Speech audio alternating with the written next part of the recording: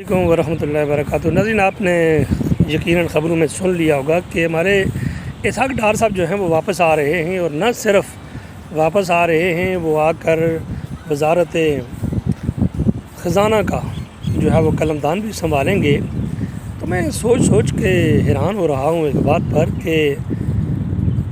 ہمارے وزارت خزانہ کے وزیر جناب اسحاق ڈار صاحب بڑے کامیاب وزیر خزانہ تھے اپنے دور میں۔ انہوں نے جو کچھ اپنی وزارت کے دوران کیا، انہوں نے جس طرح ملکی معاملات چلائے، قطع نظر اس کے کہ وہ صرف 5 سال کے لیے انہوں نے اس کو پلان کیا ہوا تھا، یا لانگ ٹرم کے لیے، یا لانگ ٹرم میں اس کا کیا نقصانات ہوئے، یا انہوں نے کتنا قرض لیا اور کتنا انہوں نے لیا اور کس انداز میں اس کو خرچ کیا، کہاں خرچ کیا، یہ سارے سوالات اپنی جگہ۔ لیکن بہرحال وہ ایک بہترین وزیر خزانہ ضرور تھے۔ یہی سبب ہے کہ جس وقت ان کی حکومت کے بعد آصف علی زرداری صاحب نے جب حکومت سنبھالی پیپلز پارٹی کی، تو انہوں نے بھی اپنے جو وزیر خزانہ صاحب جو تھے، ان کے حفیظ شیخ صاحب، جو کہ چلے ہوئے ایک ناکارہ کارتوس تھے پرویز مشرف صاحب کے دور کے، ان کو انہوں نے چینج کر کے ان کو لایا، اور گویا کہ دوسری پارٹی میں ہونے کے باوجود یہ وزیر خزانہ ان کے رہے، بااعتماد آدمی تھے، سب کچھ تھا۔ لیکن اس کے بعد اچانک یہ ہوا کہ جب میاں صاحب کا دور حکومت آیا، تو اس کے بعد ان کے اوپر جو الزامات کی بنیاد پر گرفتاری کی کوشش ہوئی، جو کچھ بھی ہوا، اور یہ بر وقت جو ہے وہاں سے نکل کر بیماری کا بہانہ بنا کر یہ UK میں چلے گئے، وہاں جا کر خاموش ہو گئے۔ پھر وہاں پر بھی جن کے لیے جینا مشکل ہو گیا، گھر سے باہر جائیں تو لوگوں نے ان کو تنگ کرنا شروع کر دیا، تانے مارنے شروع کر دیے، چور کے نعرے لگانے شروع کر دیے۔ تو بڑا مشکل وقت انہوں نے گزارا۔ حالانکہ بظاہر دیکھنے میں، یا اپنے حج اور عمروں کے حساب سے دیکھا جائے، یا ان کی شکل و صورت کے اعتبار سے دیکھا جائے، تو ایک اچھے نیک آدمی وہ لگتے ہیں۔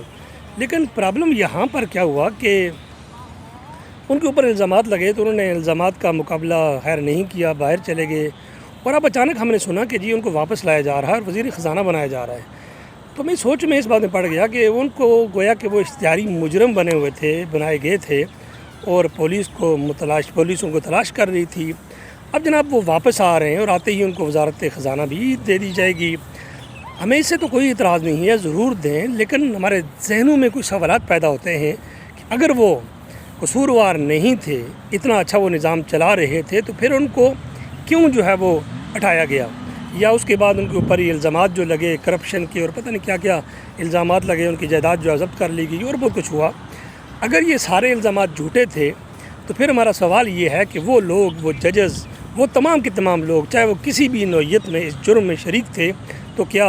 ان سب لوگوں کو پھانسی پہ لٹکا نہیں دینا چاہیے؟ اگر یہ الزامات درست نہیں تھے، اور ایک جھوٹے الزامات کی بنیاد پر ایک انسان کو شرمندہ کرنا، تنگ کرنا، یہ ایک بہت بڑا گناہ ہے۔ یہاں تک کہ حضور نبی اکرم صلی اللہ علیہ وسلم نے ایک دفعہ خانہ کعبہ کے طواف کرتے ہوئے آپ نے فرمایا کہ کعبۃ اللہ تیری عظمتیں بہت ہیں، لیکن ایک بندہ مومن جو ہے اس کی عزت اور احترام تم سے بھی زیادہ ہے۔ تو اس عزت اور احترام کو چھالا گیا، بے عزت کیا گیا، ذلیل کیا گیا، سارا کچھ ہوا۔ اب سوال دو ہی ہیں، کیا وہ اگر وہ مجرم ہے، تو پھر ایک مجرم کو کس طریقے سے، کس بنیاد پر ان کے تمام جو الزامات تھے، وہ نیب نے بھی ان کو صاف کر دیا، اور باقی ادارے جو اس میں ملوث تھے، سب نے ان کو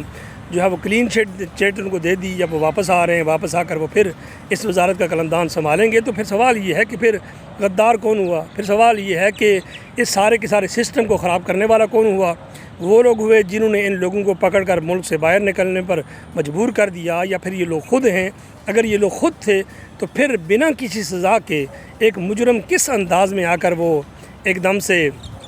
پھر وزیر بن جائے؟ اور اگر وہ مجرم نہیں ہے، اور اپنے بالکل وہ ایمانداری سے کام کرتے رہے ہیں، تو پھر ان کے ساتھ جو رویہ رکھا گیا، جو سلوک کیا گیا، کیا اس کا جواب کوئی دے گا؟ کیا یہ حرکتیں کرنے والوں کو، یہ اس طرح کی جو ہے وہ پروپیگنڈا کرنے والوں کو کیا کوئی سزا دی جائے گی؟ اگر نہیں دی جائے گی تو کیوں نہیں دی جائے گی، اور کب تک یوں ہی یہ سلسلہ جو ہے وہ چلتا رہے گا؟ وہ تو پاورفل لوگ ہیں، بڑے لوگ ہیں، ان کے تعلقات بڑے ہیں، لیکن ایک عام انسان کے ساتھ جب ایسا کیا جاتا ہے، اس کی زندگی تو پوری کی پوری یہ عدالتوں کی نظر ہو جاتی ہے، اس کی اولادیں، اس کا مال دولت، سب کچھ تباہ و برباد ہو جاتا ہے۔ اس لیے خدا را سوچئے، بحیثیت پاکستانی سوچئے، بحیثیت قوم سوچئے کہ اگر ایک بندہ مجرم ہے تو پھر سزا کیوں نہیں دی جاتی، اور اگر مجرم نہیں ہے تو اس کو کیوں بدنام کیا جاتا ہے؟ اور جو لوگ بدنام کرنے میں جو ملوث ہیں، وہ کسی بھی نوعیت کے، وہ سرکار سے جو ہے وہ منسلک لوگ ہیں، حکومت سے منسلک لوگ ہیں، ان کے خلاف کارروائی کس نے کرنی ہے اور کون کرے گا، اور کیا کارروائی ہونی چاہیے یا نہیں ہونی چاہیے، ضرور اپنے کمنٹس میں شیئر کیجئے۔ ہمارے ساتھ ZKF نیوز کے ساتھ اجازت چاہتا ہوں۔ السلام علیکم ورحمۃ اللہ وبرکاتہ۔